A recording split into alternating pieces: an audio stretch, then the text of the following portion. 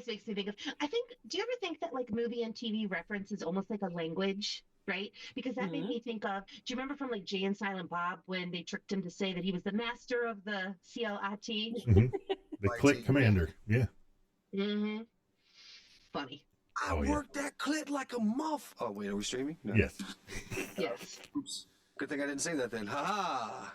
It was nice to see them at the Super Bowl. Foreshadowing. And Silent Bob. Yeah. Wait, what? They were in a Super Bowl commercial. Oh, they, Oh. oh, I missed that one. What Eh, was it for? Duncan. Dunkins. It was Ben It was Affleck. with Ben Affleck. They were going through the line to get him to sign something, and he was like, "Y'all, I did 6 movies with you," and they're like, "Yeah, we can get some money off of this on eBay." It was funny. It was pretty funny, and they looked really good. What the fuck is the internet? They've come so far. What's a Nubian? Black Rage. Big Out Joe of, made me laugh. out of context movie quotes. You just have to have seen every single movie that we've seen, and then you'll understand.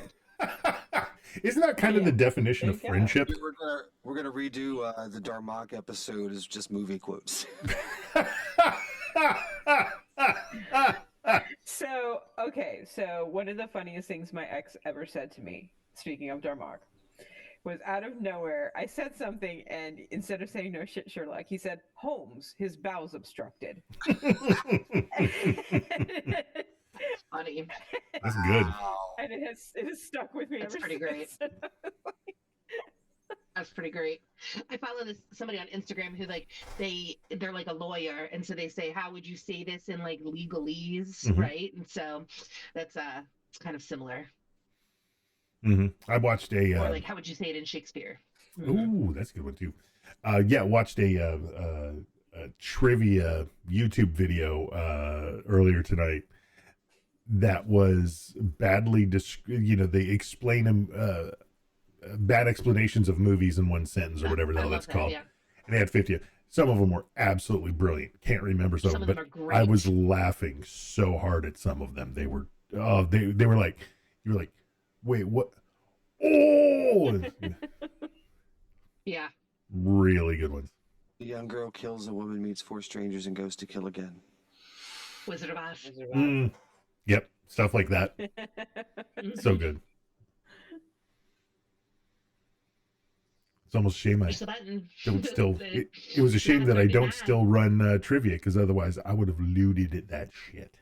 Are we streaming? Mhm. Oh, okay.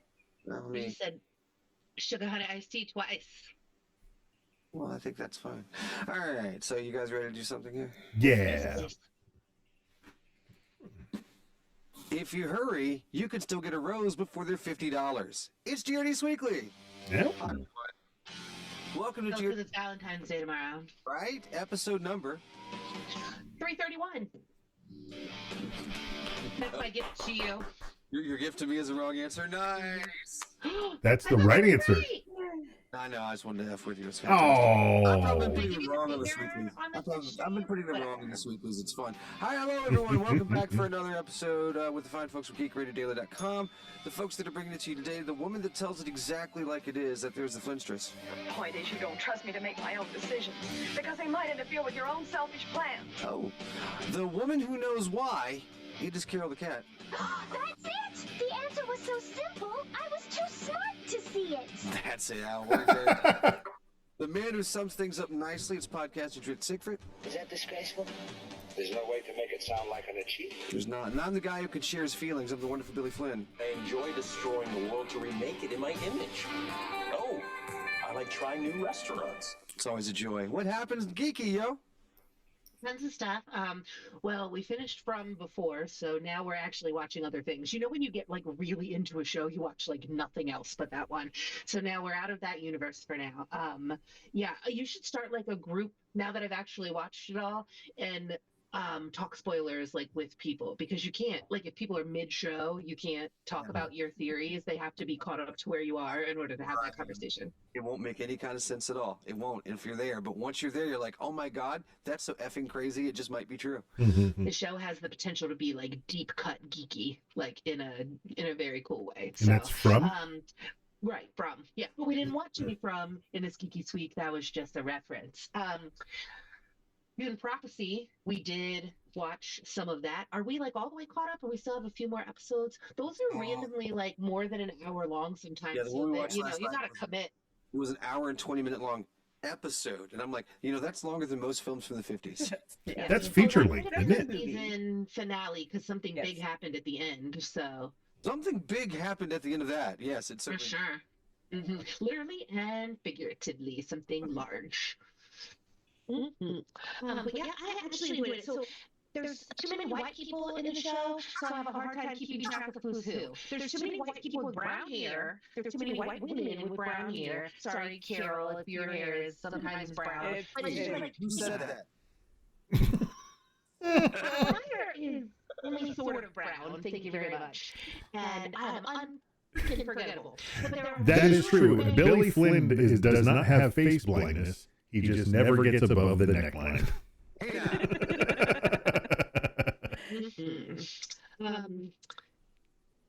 So I was having a hard time keeping them all straight, especially, you have the Bene Gesserit, the Sisterhood, and you have then the other people, and they're not always wearing their scary witch outfits, and so it's just like, it's hard sometimes to keep track of, wait, who's the good guy again and who's the bad guy? And I understand that that's a little nebulous on purpose, right? It's not always so clear cut, like as in the real world, it's very clear cut.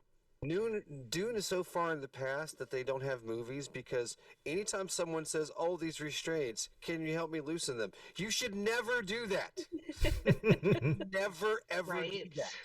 I've seen a lot of pornos that start that way. But they usually don't want those loosened. They want those tightened, don't they? Depends on which kind of porno. Yeah.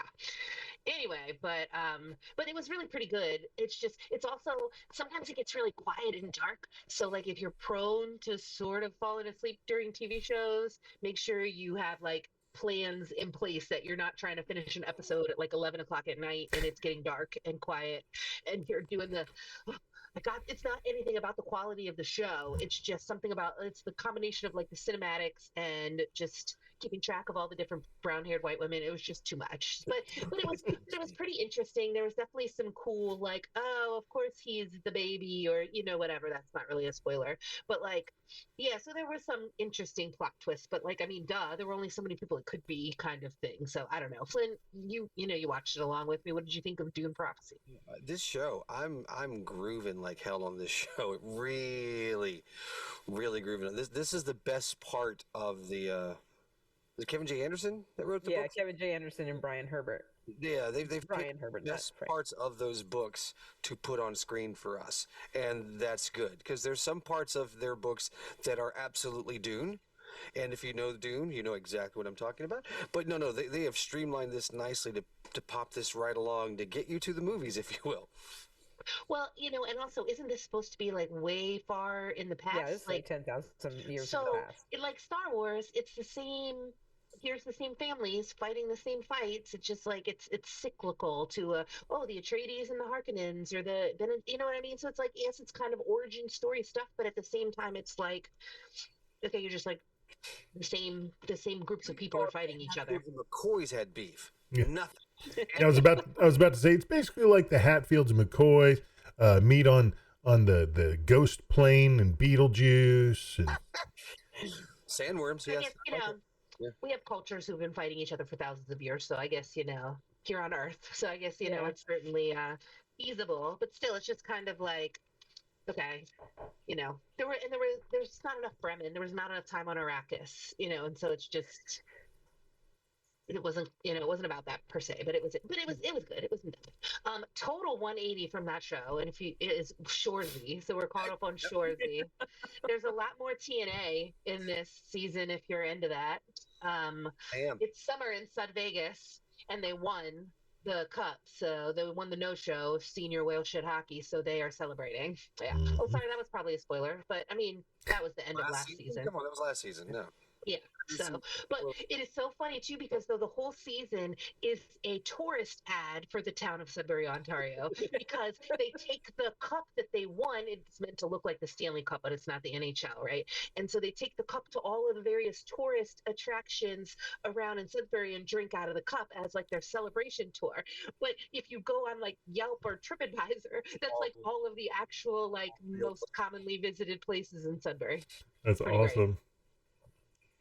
And just the dynamic between them and the way that they just like rip on each other and just his chirps, but there's also heart to it too, you know. So much He heart. really, it's really interesting, that profile of like a former athlete. When you get hurt and you can't play anymore, what do you do, right? And kind of the floundering that he's going through as he explores his options, you know, is kind of pretty real, you know. Nothing really scratches the same itch as playing. So it's definitely something, you know, as a former athlete, that I related to. And holy cow, apparently season 4 is dropping in like 2 weeks. Yeah, well, if we just watched, they drop them in like chunks, as far as I can tell, Well, or like certain season chunks 4 of it come episode out. 1 is debuting February 26, 2025. That's Okay. 2 weeks. Cool. Hell yeah.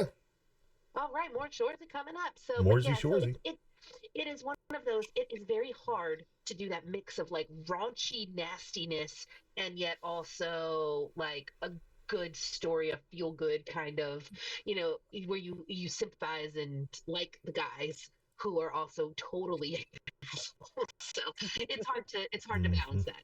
But if you like that or hockey or all of the above, you know, Shorzy, can't recommend that enough.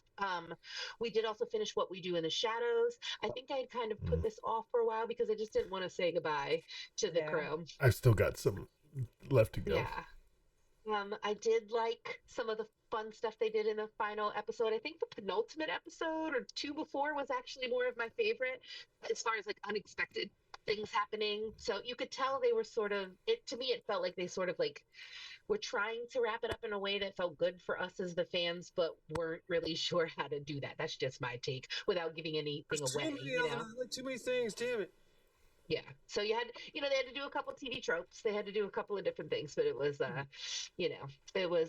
it was a fun show, and I'm really glad that it existed. You know, be happy that it was here, not sad that it's gone, kind of thing. So, let's see. I've been reading this book series, and I had never really heard of this like sub-genre, but it's called like cozy mysteries. Have you heard of this? Where it's like nobody dies and there really is no romance. So I guess it's not really YA in particular, but it would be appropriate for YA, if that makes sense. Like there's magic and there's dragons and there's wizards and all kinds of cool. And then there's also this like mystery that they're trying to figure out each time.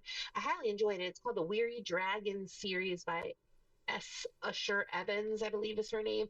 And my library had a bunch of them, and when I couldn't wait for it to come off hold, they were usually pretty inexpensive. And they're not like long books either. They're like less than 300 pages, so you could like, if you're a reader like me, you could knock it out in like an afternoon essentially. Right? So but if you're into that, she's got a bunch of other stuff, but I just really enjoyed if you're just, kind of like a popcorn read, something that's not really going to make you cry. It's not going to stress you out.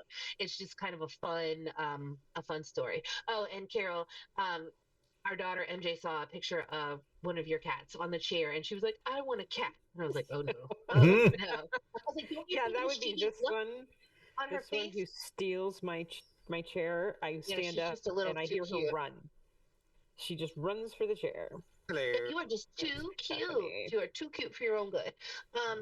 So we had some family come in and visit to finally have Christmas with some fam that we had they had to reschedule because it had snowed and like all or work schedules, or there was a bunch of different things. So we finally had Christmas, which means we still have our Christmas tree up. We were meant to do that yesterday or Tuesday or whatever, but we didn't, but that's fine. So but that was really fun. So we had 10 people in our home, and Melody was so excited because all she wanted to do was play games with that many people. So I'm sure we've talked about telestrations before. It's like a combination of Pictionary and telephone, where you get a word and you have to try to draw it, and then you pass it and the person has to guess what it is, and then they have to try to draw it. So by the time it makes it back around to you, it's usually pretty hilarious how off it is from your original word. Like, I think we only had one the entire time make it all the way through where everybody got it right. Although, But then it just gets really funny, especially when the people cannot draw at all.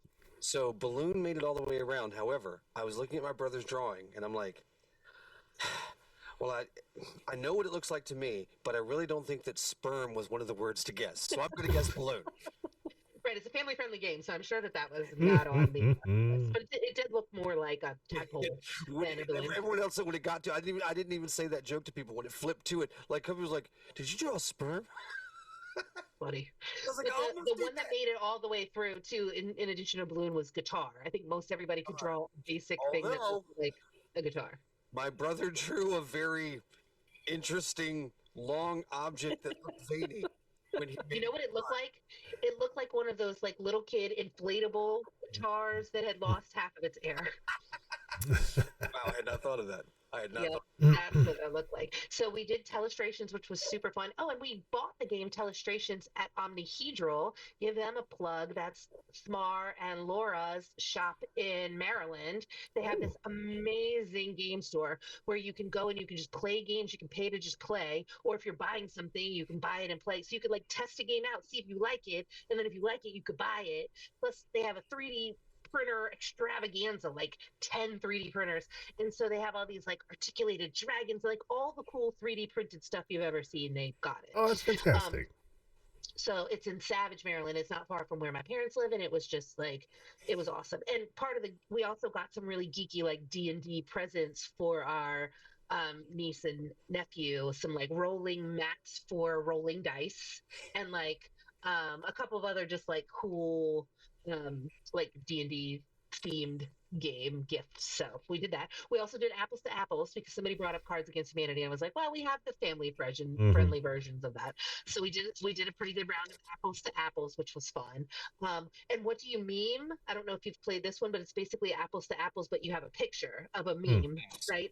And then everybody looks at the picture and you play the card that you think is the best like caption or whatever for the picture. But it's also somewhat up to interpretation, because does the person look angry? Do they look surprised? Like, you have to sort of also like read what's going on. It's not always people. Sometimes it's just funny animals or just whatever stuff. So that's a pretty fun game. And we all played that, but I was taking a break at that point. And we even played Family Feud. We have a home version of Family Feud, which is simple in its brilliance, right? It's just a stack of cards, and you have a couple of X's. So MJ always likes to be the judge. So she'll be like, the top 7 answers are on the board, and she'll read it. And then, like, if she get it, but this time, because we had like a whole bunch of people, we actually like, we didn't like physically move, but it was like, okay, it's Kevin versus Sam. You have to buzz in, and then like, do you want to pass or play? Like, we like straight up played essentially the home game version of Family Feud. It was super fun. So did MJ have a mustache too? Really? She did not have her Steve Harvey gear on, but she was a very good host, which is also good for her to do, because it's not all adult in that it's like, what's your favorite place to make whoopee, but at the same time, she doesn't always get the references, or so she wouldn't always be able to really play it. She could, and she does sometimes, but she prefers to be the host when we play at home. So that was fun. So there were half of us were sitting on the couch, and half were like sort of on the floor. So it was one team was Team Couch, and the other was Lava. Potatoes. Oh, Couch Potatoes, right? Potatoes. And since we were the floor, I named us Lava. Lava, because the floor is lava. Yeah. Very nice. So, but it was really, and we won, of course. Yeah, Lava. We burned those effing potatoes up. Yep. But it was super fun.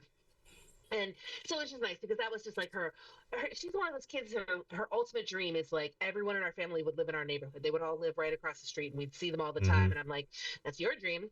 But it was still really fun to have them all in one place for the weekend, and just to have some downtime. And we also even tried to do like Christmas food, except the turkey fryer wasn't working, and but we made it work, and we all had some good food and some good times and hung out, and Had a fried it was bird. nice.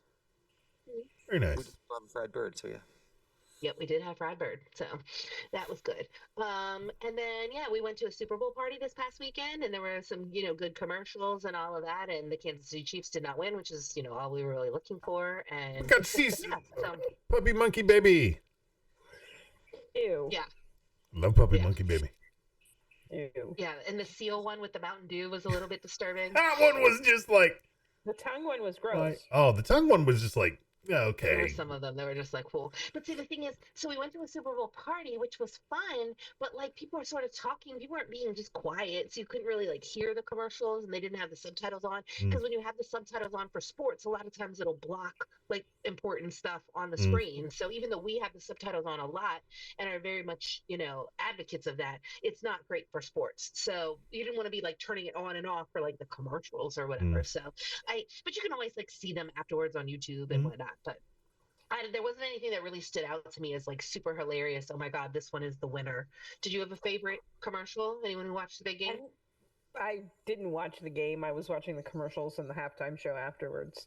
I didn't really care about the game. Oh, the halftime show. Woo! The halftime show was awesome. I Wow. heavily suggest going to New Rock Stars on YouTube and watching the breakdown by I can't remember her name. I think Jessica something or whatever the name is. But check her out because she also did a breakdown of the Kendrick Lamar Drake when Not Like They Not Like Us first came out, because I was like, okay, it's a diss track, all right, I've heard it, and I watched that and I was just like, oh my gosh, because it was the same thing when I had general This America familiarity. came I've out. heard the song, right? I knew what was going on in general, but yeah. Woo. Yeah, And just I'm not in that world, so I was just not aware of it or anything, but I heard the impact of it and some of the stuff that I was saying, and I was like, okay, this is a big cultural thing, let me at least have somebody explain it to me. And yeah, the just symbolism of the dancers and the kind of political statement of it, and the so much. jeans. So much. And then in the halftime show, which I thought was fantastic, Samuel L. Jackson, of course, was great. The the revolution's Serena being Williams. televised, it's the right time but the wrong guy, like, because we knew it was in the audience. I thought it was fantastic, but then, like I said, watching the breakdown, you get so much more out of it, and really realizing how much of a true artist Kendrick Lamar is. Because it wasn't that I wasn't a fan. I was just like, not my thing.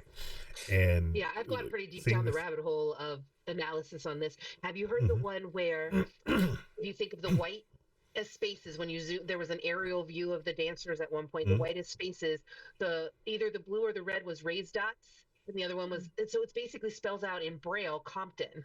Yeah. Oh, I did not see. Yes. Like, so many layers like and so much every stuff. Like, wow. different thing, right? Every different thing. Whew. Like that, both him and his choreographer is amazing. And then, I mean, never mind the dissing.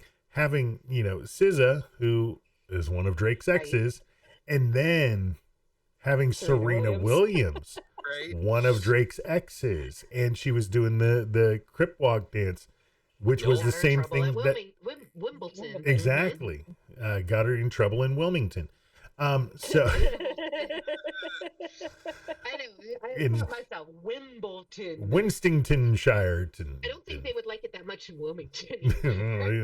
No, probably not. But so, like, seeing that and like layer upon layer upon layer on so many of the things, I just thought it was so cool. I did think it was incredibly funny that the only person Drake has so far publicly said anything about for this whole thing is Serena Williams. He dissed her and her husband. Yeah. Yeah. Yeah. First of all, she could probably act better than him, can probably sing better than him, and he can't play tennis half as good as she can. Never mind. I better not go after Drake. First of all, I'm not cool enough. Second of all, he's got Nickelodeon money. That's true. That Degrassi money, the residuals. That's right. And last thing, I watched one episode I just started. I think it's on Netflix. It's called Nobody Wants This. It's Kristen Bell and Adam Brody and so she's like a podcaster in LA, and he's a rabbi, and she is like an atheist, and so it's a rom com, but it's cute. It's cute so far, but interesting. So I'm only one episode in, but there's a lot of longing looks. Understandable. They're both Bringing very back, nice They're looking. both very attractive people, so yeah. Cat fur up my nose.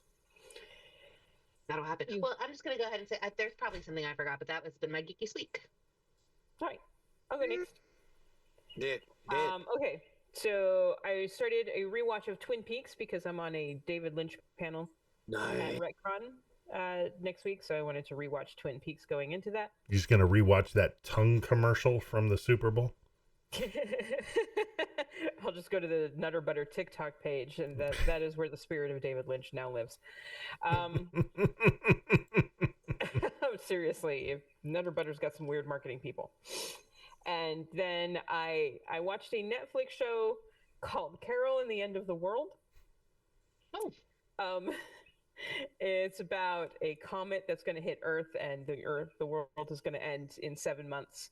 And a middle-aged white woman named Carol, who lives alone, and her name's Carol Cole. I started to feel a little odd at this point. Cats.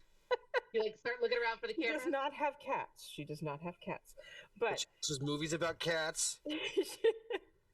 Knows all the songs to the musical Cats. She probably does. Yeah, she's very much an introvert, and the world is ending. So everyone is just like, whatever. We're nudists. We're just gonna have sex anywhere, and they're just partying it up. And she just wants some normal. She's trying to get her teeth cleaned. She's trying to obey traffic laws. She's trying to get a subway that's never running on time. And she finds a business office where there is an entire floor of people working. And she walks in and they hire her, and she doesn't really know what she's doing. It's kind of a Severance thing going on. She doesn't know what they're doing, but everybody there just wants a normal day. So everyone just goes to work. And does spreadsheets and PowerPoints. Yeah, that are pointless and useless. Yeah, there we go. Yeah, I feel I know that. that life. I feel that. Carol, in your real life, are you Copy, paste, repeat. Are you noticing people with cameras following you in real life? I don't know. I did say at one point while watching this, hey, if you're listening, I hope you enjoy me having arguments with my cats for 7 hours a day. That's a season finale right there. But there's only one season. It was a limited run series. Do not anticipate getting an end to the show. It just kind of stops. If you're okay with that, I highly recommend it. It's a very dry humor. You're still at 95%. I'm so sorry. It's a very dry humor. The episode where she's trying to find toner for the office coffee machine because it's out of toner is hilarious. But it's an animated show. I really enjoyed it, but just don't expect an ending, and you have to have a really dry sense of humor. And then I watched the first episode of Paradise, which is a Sterling K. Brown show that just dropped on Hulu, where he is like a security guard for a former president. James Marsden plays the former president. Oh, that's right. He ends up dead. Saw an ad for spoiler. that. I might yeah, check it out. Yeah. first episode, the president's dead. So, yeah, I Spoilers. just started. So I've just watched one episode. So, just starting to get into that mystery. Continuing rewatching all of Lower Decks because I'm also on a Star Trek panel next week at Retcon. And I think that's it for the TV. As far as movies, I'm on my quest to watch the movies nominated for Oscars. So I watched the only animated movie up for Best Animated that I hadn't seen, which was Inside Out 2. And since I hadn't watched Inside Out, I watched that one first. I liked both of them. I think the first one's probably a little bit better because it's a little bit fresher. Although I have to say the panic attack depicted in Inside Out 2, I had to stop the movie for a moment and go and walk around the house because I was reacting so Real. badly to it. It's so well done. Yeah. That one was really, like, okay. really good for big feeling kids of that age, right? It hit right at the first one hit right when MJ needed that, right? And she's kind of growing up with Riley. She's not quite in high school, but she's about to start middle school, right? And so there's a lot of change happening in her life. And we've actually used that as a reference sometimes, like when That's we're good. trying to help her with her big emotions. Whew, yeah, that. And then I I watched had the same thing Memoirs as of a child, but Snail. with Mac and Me. Oh god. Yeah, just like throwing kids off. Well, and the funny, there's this recurring joke in it where like nostalgia keeps trying to come up, and they're all like, "No, not yet." I also watched Memoirs of a Snail, which is also up for Best Animated Movie, and that was probably my favorite of the 5 nominated films. It's a very strange little film. It really spoke to me personally, so I absolutely loved it. I laughed, I cried, and it's claymation. I always love claymation, and there's a burlesque schnitzel bar in this movie called Schnitz and Tits. And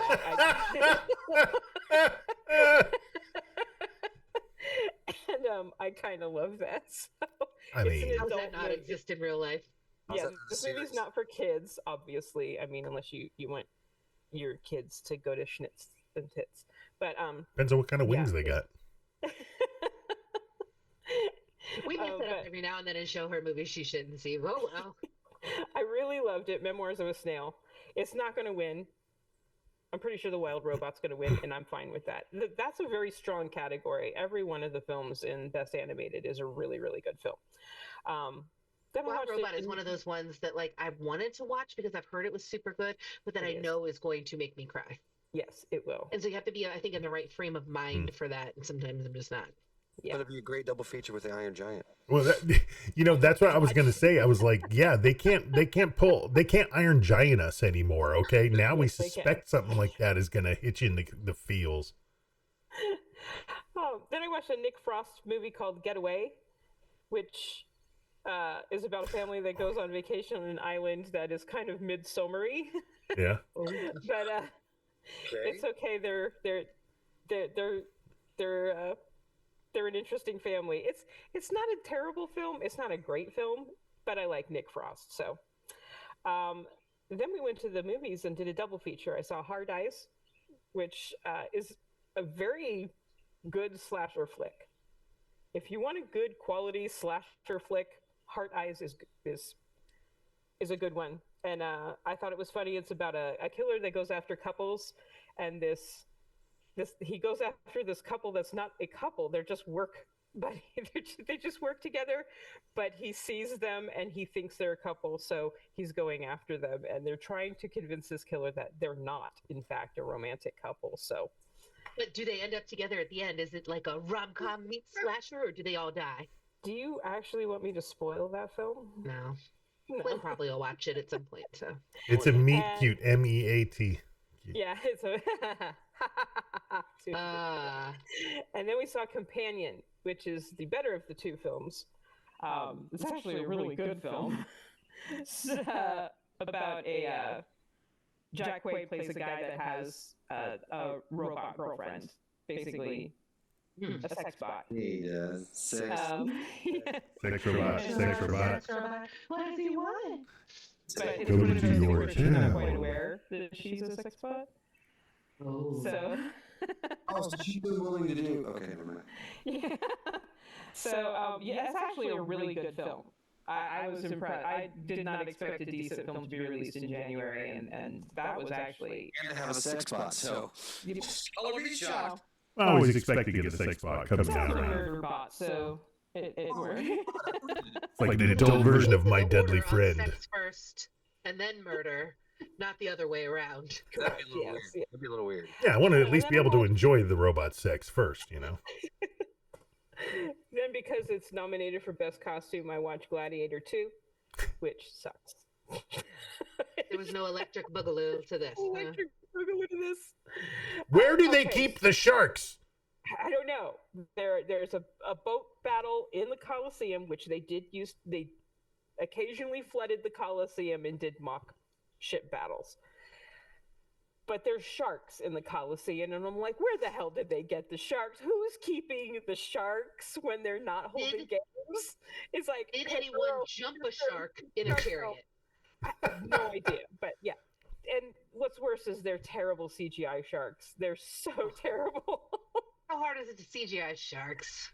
But it's It was actually Denzel Washington wearing a snorkel. He's really good. You know, he's really, really good. He's the only reason to watch this. Denzel Washington realizes he's in a bad movie, and he just has fun with it. And he looks great in a toga. So if you're going to watch this film, watch it for Denzel Washington. Because Paul Mescal, I don't know what sedatives that man was on during this, but holy cow. He just mumbled his way through most of this film. And now we're going to have a thing come around. Yeah. it's and he doesn't have like the catchy phrase that, you know, I am Maximus Decimus Meridius. Hey, I'm talking. Look at me. Yeah. Are you not entertained? Yeah, he doesn't have that either. You know, they try to find him things that are equivalent to that, but it doesn't work. It doesn't work. I'd like a steak sandwich. Are you lit, folks? Are you lit? Yeah. I know, it's amazing the acoustics they have in that damn Coliseum. I mean, people are hearing whispered conversations from the podium, from the royal box. It's like... Wind is blowing. You got to be careful. Yes, it's like, you know, the dome, and it bounces off of the. Oh wait, there's no. Yeah, I'm like, how are they hearing even Matt Berry? Because Matt Berry's in this as the MC of, not Matt Berry. I have the bionic ears. Oh, not Matt Berry. Oh God, who's the other Matt? Matt British Bake Off. Matt Lucas. Matt Lucas. Lucas. Matt Stone. Walter Matthau. Oh, now I would have paid to see Walter Matthau as the. So now we've got these lions that are going to be coming out. We got some dudes, but who the hell brought the sharks? CGI in this Why are movie, these people not wearing pants? they're all in skirts. The CGI in this movie is terrible. There's baboons that don't look like baboons at all. And wasn't it an expensive movie?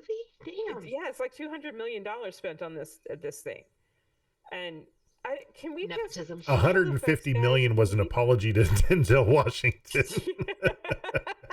We are so thank you for your service. Your community service to this picture Here's here. this millions of dollars, and you can keep the togas. Can we just drop the whole drop down jaw, big huge mouth special effect that they've been doing in every damn film for the last 25 years? Yeah, look, The Mummy did it right. It worked in The Mummy. And there was some vampire movie, I think, one of the Worlds? I Am Legend. Oh, never mind. No, I was thinking one of the Blade movies. Oh, you probably one of the Blade 3, I think, but it's such a tired effect, and the baboons had that all over the place, and they just looked awful. But you can give Gladiator 2 a miss. It's up for best costume, and I guess that's just because Denzel looks good in toga. It's gonna lose to Nosferatu, but damn. Oh, and then I watched Kingdom of the Planet of the Apes, which is up for best visual effects. Deservedly so. In a just world, it would win because these films look astounding. Looks amazing. It does. It's pretty standard for a Planet of the Apes film. Yes, and the last, they were doing some really good stuff with that, and this is rather pedestrian. Yes. Yeah, it's called Planet of the Apes. Long. 20 minutes longer than it needs to be. Yeah. I like, looking at the special effects because it's impressive, but this doesn't have Andy Serkis. It's not. And it feels so much longer than it actually is, and it's long to begin with. So I'm like, okay, can we leave Ape Planet now, please? But visual effects look stunning. I mean, it should win. It probably won't. I'm hoping Dune gets something because I know it's not going to get anything else. No. It's not going to get Best Picture. Oh my gosh, that was last year, wasn't it? Yeah. Or in the last season. Yeah, Dune Part 2. Yeah. Mm-hmm. Wow.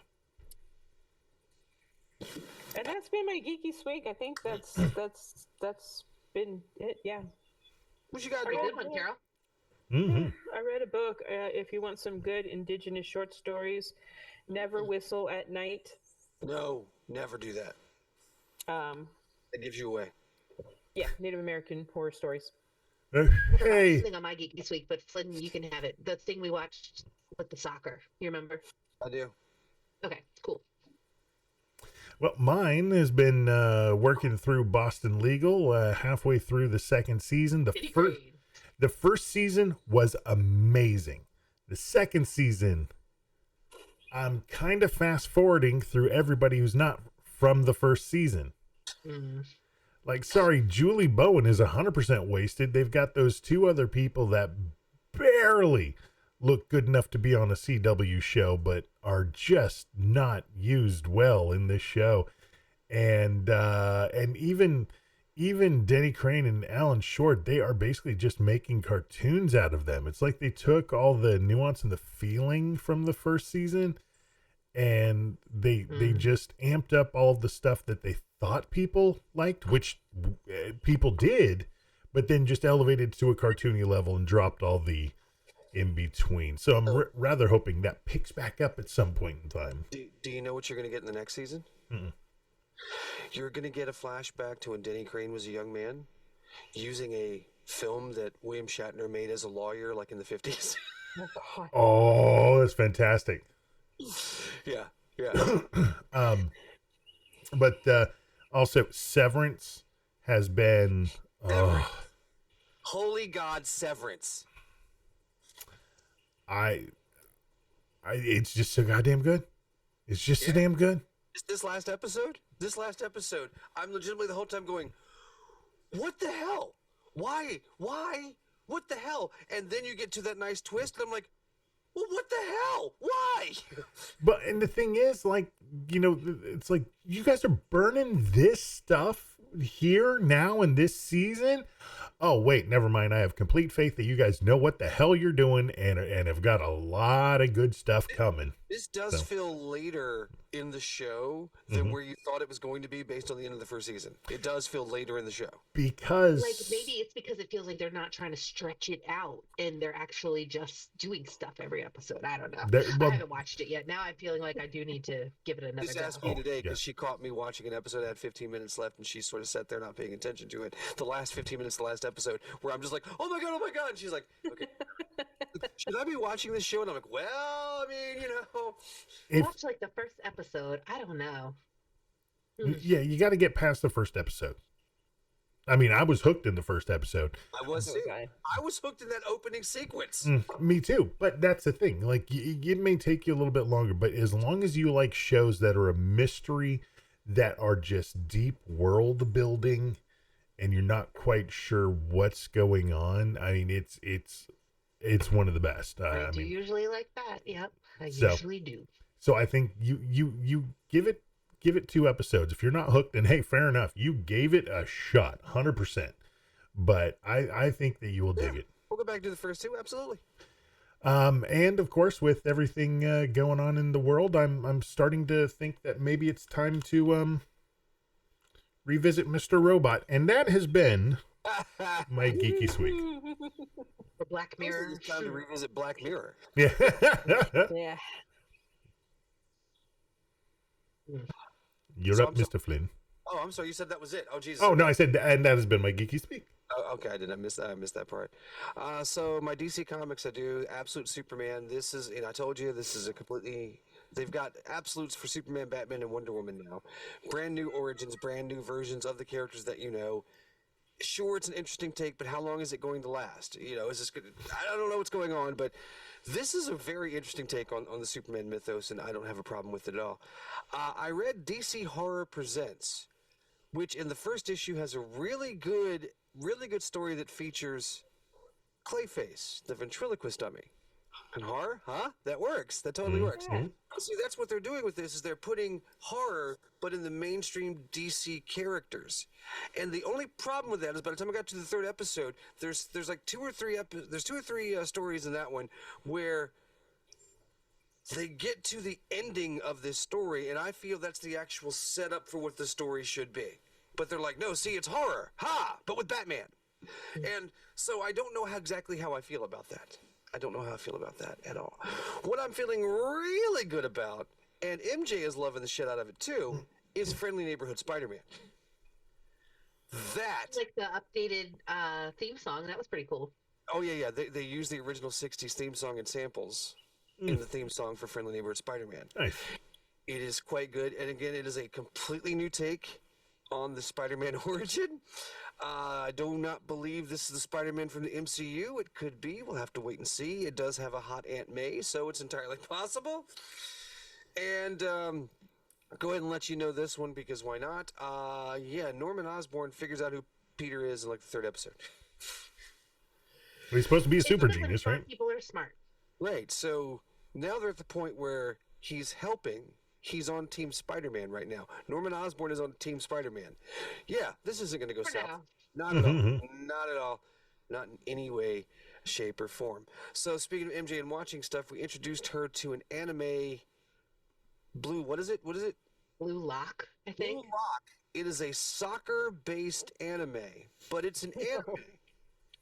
So that means there's, very overdramatic, serious people playing soccer. Crying big, like, crocodile tears and kicking, like... Wait till she comes across the swimming one. There's a Well, I don't know swim that she's team one. particularly into anime. She likes soccer. I don't know that okay. I don't know that she's going to want to watch more of it. Maybe it was recommended by a friend of ours who has a son and a daughter who are both into soccer, and I think like together they were really into it. But it had this interesting theme of like, how Japanese culture is a lot more about collectivism than American culture, right? But this was all about how that's hurting Japanese soccer, and why they've never won the World Cup is because even though they play together really well as the team, they don't have any standout stars. They don't have a Messi or a Pele or a Ronaldo, right? And so this academy was basically to take all of the best like sophomores in high school at a particular position from all over the country of Japan and make them battle each other until one is left, and then that whoever that is gets to start for the Japanese national team as like their star. It's kind of like a experiment to see if they could make a star striker out of these kids, but so she didn't really like that whole like that they're battling each other, because she's like, why don't they all just get together and play soccer? That's, so she didn't like that part of it as much. But... Shaolin Soccer meets Hunger Games. Yeah. Yeah. So the whole everyone was down video game time. So we had me, MJ, my niece, and my dad playing the bowling that's on the Switch Sports. And he won, so he got to be a bad. Nice. MJ also loves the Wii U. She loves the dang Wii U. We need to get I actually looked on eBay to see some new like controllers and like a new gamepad for that. They're not exactly that accessible, but she loves the simple games. Yeah, having fun with that one. So for the late Christmas thing, one of my gifts from my kid, from Jess, was, oh God, what is it? It's Funko Fusion. It's a video game about Funko Pops. Okay. You play as Funko Pop figurines in various adventures, and depending on the game, it's all how you want to play. Because I started with Battlestar Galactica. You get a set of Funko Pops you can start with, and you start the game with that universe, playing that people. You will eventually move on to others, and you will unlock other Funko Pops to play in other universes. But it was really fantastic and really great because Jess knows nothing about Battlestar Galactica. So I'm like, oh no, hell yeah, I'm playing Battlestar Galactica because I want to be her. And Jess goes, that's a dude. I'm like, no. That's Starbuck. That's season 1 Starbuck. That's short-haired Katie Sackhoff. She's not a dude. And I pulled up a picture and showed, and Jess is like, well, no, she's definitely, but, she's got some masculine qualities. And I'm like, well, doesn't that make a lot more sense now? How about that? How are you doing? Nice to see you. Honestly, she was more manly than Dirk Benedict was as Starbuck. Oh, God, wait till they make her face in another A-Team. Hey, now. Okay. That'll be just tremendous. I've almost watched Nosferatu 3 times, but I keep thinking she's going to want me to wait for her, so I haven't. But by next time, I know we've been busy. I do want to watch it. We've been busy. Oh, there it is, and so I'm sorry if mine's a little shorter, but that's how that be. currently. That's not the button I pushed. That's weird. Oh. Okay. Looked at what Chad and Abby are. It's on a different row. I'm not sure how that's even possible. TV show they're on this week, you could win yourself a prize. It's your further adventures of Chad and Abby update. Chad's organization receives word Fidel Castro is going to be assassinated when he visits the United States, and the feds got 48 hours to stop the whole thing. Then Chad's team gets investigated for involvement in the downing of a small plane over Colombia, carrying members of a missionary family who are mistaken for drug dealers. And that just happens.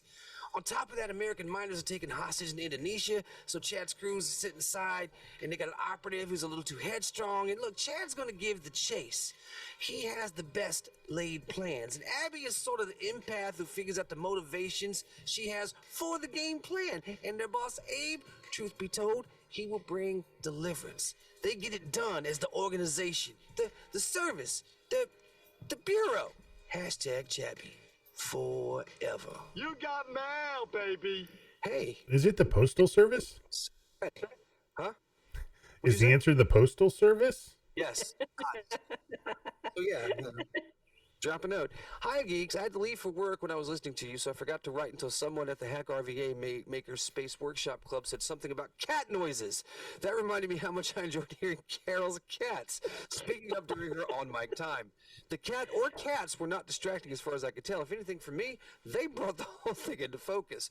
I also love hearing Rich mention cinema insomnia. They need all the support they can get. I always show up in chat as past shelf date for the Monday and Saturday night live streams. I have another commitment most Wednesdays. I discovered them on Twitch a couple years ago.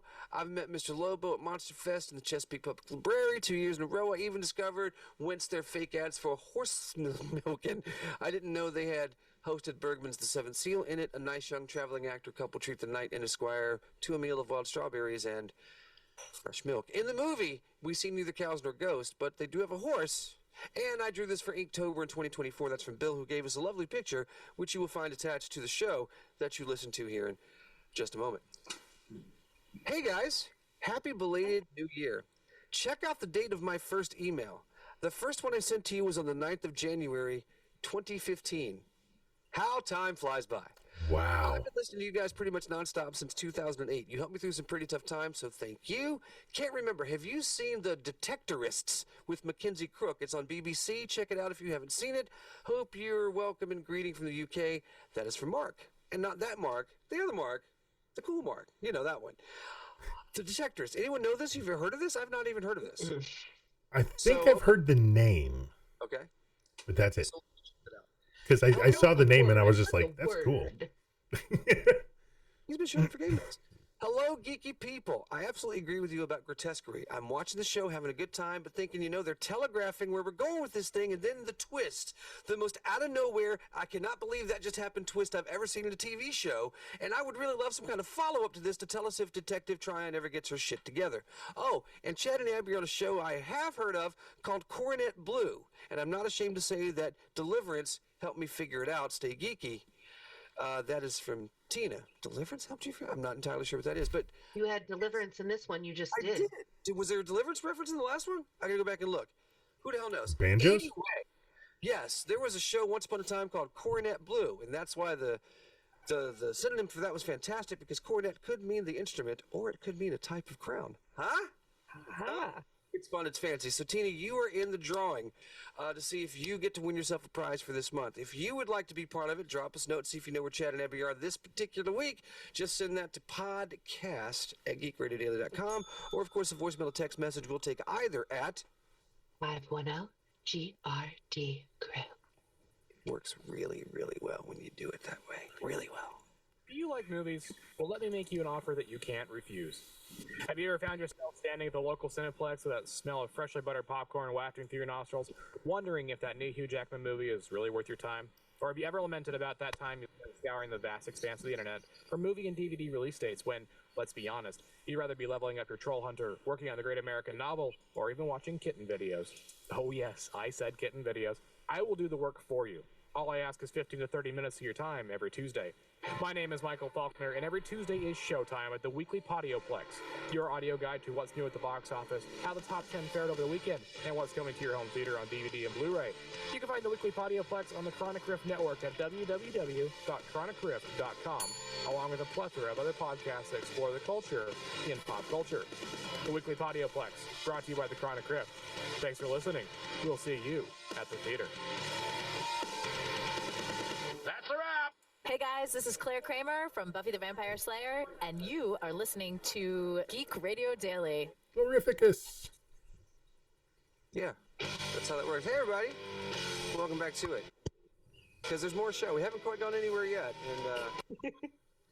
And I guess I should mention real quick that we're probably not playing Jackbox tomorrow night because it's Valentine's Day and I have a bunch of single people playing and they've got things that they're going to do. I'm not wearing any pants. Film at 11. Geek News! Take a look at the world from a geeky point of view. 6-time Emmy winner John Lithgow is reportedly in final negotiations to portray Professor Albus Dumbledore in HBO's upcoming series adaptation of J.K. Rowling's Harry Potter novels. The news comes after previous rumors suggesting actors like Mark Rylance and Mark Strong were for the role. Sadly, Mark Ruffalo wasn't available, Mark Harmon is too handsome, and Mark Wahlberg is just too funky. If cast, Lithgow would be the oldest actor to assume the role of Dumbledore. Richard Harris was 71 when he portrayed the character in the first film. Michael Gambon was 62 during his initial appearance, and Jude Law was 45 when playing a younger version in Fantastic Beasts. Despite being American, Lithgow has extensive experience playing British characters, notably winning an Emmy for his portrayal of Winston Churchill in The Crown, as well as Far Out of Here Alien. So laugh all you want, the monkey boy. The HBO series aims to adapt each of the 7 Harry Potter books into individual seasons, with the first season expected to consist of around 8 episodes. The show will adhere to the canonical ages from the books, meaning several adult characters will be portrayed younger in the film adaptations. Filming is set to take place at Warner Brothers Studios Leavesden, with a planned debut on HBO in late 26 or early 27. Of course, we all know that Richard Harris sadly passed away during his run as Dumbledore. When asked about it, Lithgow replied he didn't have anything to do with it, and he has an owliby. Wow. That's right. A trial and error reference, because that was one of the best lawyer shows of all time. It was a great show. It's such a Speaking of owls, nice segue there. Si habla español? If you're learning Spanish through Duolingo, I've got some sad news. The rumors are true. Duolingo's iconic mascot, known for his silly antics, has passed on. The language learning app Duolingo announced on Tuesday that the make-believe mascot, Duo the Owl, mysteriously died, and the cause of death has not been determined. I want to read their entire statement here. You have to imagine the strings of In the Arms of the Angel by Sarah McLachlan in the background, because that's what was playing on this TikTok. It is with heavy hearts that we inform you that Duo, formerly known as the Duolingo Owl, is dead. Authorities are currently investigating his cause of death, and we are cooperating fully. To be honest, he probably died waiting for you to do your lesson, but what do we know? We're aware he had many enemies, but we kindly ask that you refrain from sharing why you hated him in the comments. If you feel inclined to share, please also include your credit card number so we can automatically sign you up for Duolingo Max in his memory. We appreciate you respecting Dua Lipa's privacy at this time. That's savage. It's very savage. In his social media statement, Duolingo said Duo's death is under investigation. In a follow-up post shared on X, or Twitter, I just call it Twitter, on Tuesday, Duolingo said, "We're currently investigating Jimmy," but did not elaborate. Jimmy! In a TikTok video shared Tuesday, Duolingo character Lily and Zari, seen throughout Duolingo's lessons, carry Duo's coffin as he's placed in a pickup truck and driven away. Since one of them is deaf, the song they chose for that TikTok video is completely inappropriate. Okay, can you please... I'm calling Bill! Hey, Bill! Let her finish her story. Can I finish my story, please? No! Duo the Owl's loss would mean nothing if the internet didn't band together to mourn him, as several brands have weighed in to share their condolences. Where can we RSVP for the funeral procession? Squishmallows tweeted on Instagram or commented on Instagram, followed by, how am I supposed to talk to my customers from retail company Fashion Nova? Baskin Robbins commented, only the good birds die young, and Cheez-It shared, they died doing what they loved, apparently translating something. I think Coco Vita's coconut water took it a little bit too far when they killed their mascot in solidarity. So this is the kind of stuff that I actually stay on TikTok for, because this is still going on. They have little videos of Duo being hit by a Cybertruck. Other mascots from Duolingo are turning up deceased. So yeah, this is an ongoing mystery that is still being investigated. That if you have not checked out, because I think I talked about it a few weeks back, the Duolingo YouTube channel, they have some whacked out short films that are just like, whoever can, the only thing I can imagine is that somebody originally came across the Duolingo is like stalking you kind of because of the notifications and stuff like that were popping up. And I think somebody took that and like pitched an entire marketing scheme around it, and it is phenomenal because I love the weird stuff. There is no reason why Duolingo, like, could you imagine Rosetta Stone having something with a mascot that you gave a crap about? Right? No, you're not going to. Wendy's also has like really good social media. That's pretty. Oh, they're savage. Online. Yeah. Like those random choices don't always pay off, but when they do, they're pretty great. Mm-hmm. I'm also on TikTok following the fact that several national parks and mountain ranges in the United States are beefing right now. Mount Hood and Mount Rainier started the fight, but Yosemite and the Three Sisters and several Appalachian State Park, they're all joining in and choosing sides. Mount St. Helens has said that, she's killed before and she will kill again. Just watch her. I love that people. I love that people are creating that kind of content, but tell them to get off. TikTok. Get off TikTok. It's Chinese malware. Yep. I do. Well, I see what's most the of point? All of our stuff's gone now anyway. There's a difference, though. There is a difference because if it's an American company, we can at least haul them in. Well, in theory, we could haul them in front of Congress, make them respond to it. Yeah. Well, I have some actual hopeful, makes you think that maybe the future won't be so bad kind of news. Thanks, Flynn, for sending me this article because I've been busy. But this is a good one. I like science and tech and also things related to energy. So solar powered devices that can capture carbon dioxide from the air and make sustainable fuel. How about that? That sounds like sci-fi to the max. But it's actually, building upon, like most technologies, things that have come before. They develop a reactor. It kind of actually looks a little bit like a flux capacitor, but not in the same shape, right?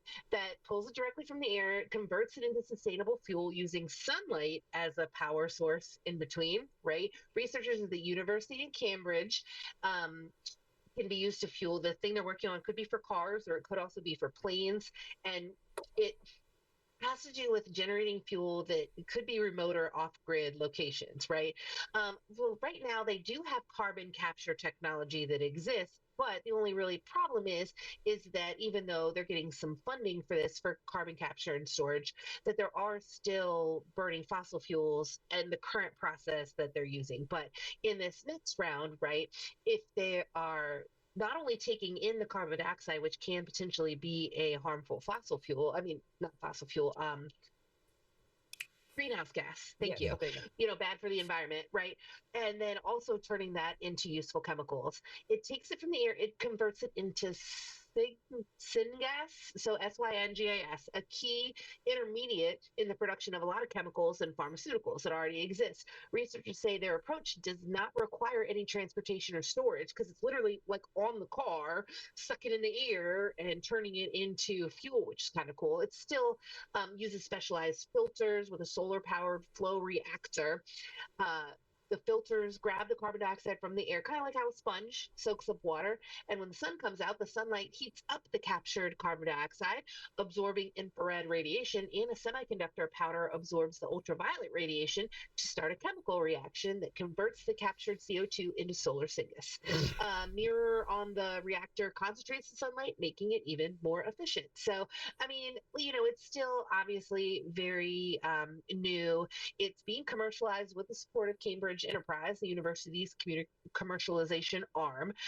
So there's been a bunch of research on it. They're really trying to get it to the market and something that can be scaled. But it's just nice to know that even with everything that's going on, right, there are still science, they're not in the United States, but there are still science endeavors where they're really trying to imagine a future where we're not dependent on fossil fuels and we're actually making things better for the people in the world. So it's not like all of that has been completely stomped out. Good. Nice. Just here. Hey, are you ready to get meta? Yeah. No. I mean meta on a level you've never been before in your life.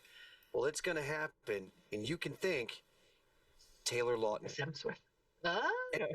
It's not going to be ads for him and see-through T-shirts from H&M. No. A new TV show is in the works called Taylor Lautner, Werewolf Hunter, for Amazon MGM Studios. After wrapping the final Twilight film, Taylor Lautner vanished from the spotlight. Fans speculated, tabloids theorized, but the truth is wilder than fiction. Yes, more shocking than falling head over heels in love with an infant. Taylor, you see, wasn't taking a mental health break after the movie. He was preparing for his real calling.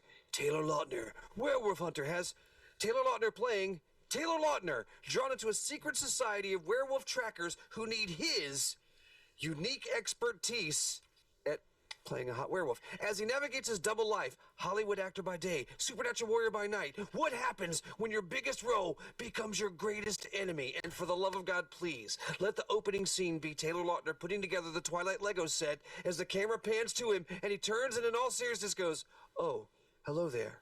I didn't see you. I'm Taylor Lautner." In addition, Lautner and showrunner Daisy Gardner, the project has even been more bona fide people behind it.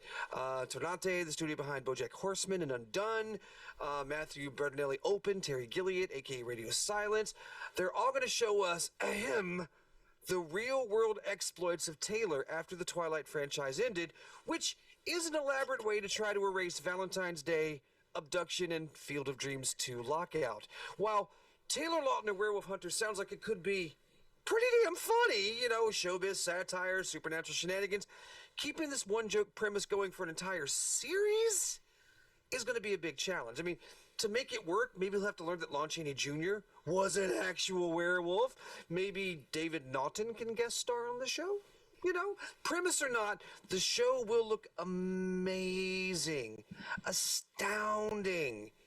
And Taylor will enjoy pina coladas at Trader Vic's, and his hair will be perfect. GRD is licensed to the Creative Commons Attribution, non-commercial, non-derivative works, United States 3.0 license. Come check us out on Facebook and on Twitter, and stop by the website at geekradiodaily.com. As long as they don't erase him from the 10 episodes of Scream Queens as Dr. Cassidy Cascade. Brilliant in Scream Queens. I mean, I said he was dead, but I didn't know that he could take it that far. That's nice. Very nice. Send us Jacob, put your shirt on. No. Podcast at geekradiodaily.com, or of course a voicemail text message. We'll take either if you use the magic numbers of 510 GRD crew. So I think math. I think the 27th means officially what a sweek is. So till then, you'll be good. You are all weirdos. Peace out, player. Good night, suckers. Well, I thought every part of it was good, but overall I hated it. I feel exactly the opposite. What you say? I swear, there is even a scratch on that girl. So help me. I'm afraid that is out of my control. Yeah. Well, so am I. I am out. I am all the way out. Well, I suppose you need a reminder that Madison Danforth is not the only vulnerable daughter in the city. You stay the hell away from my daughter, you son of a bitch. Language. What is this? The location of the Danforth girl.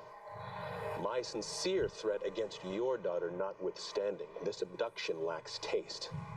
And the next time we meet, and make no mistake, there will be a next time, remember to mind your tone.